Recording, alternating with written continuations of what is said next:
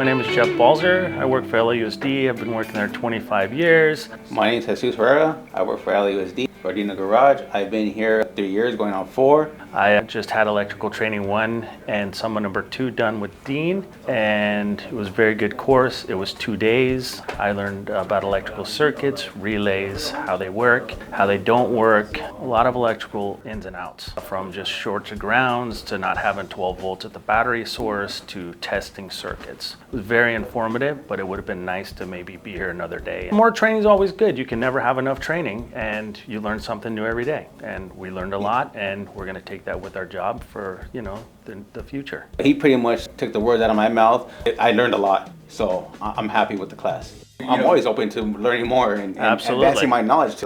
I'm here for the long haul, so by the time I get to a certain age, I'm still going to be working on these things. It's a different ballgame now. And speaking about motivation, we're always motivated to learn, because the more you learn, the easier your job gets. So having that in the back of our mind, and this class went by really fast. So he was a great speaker.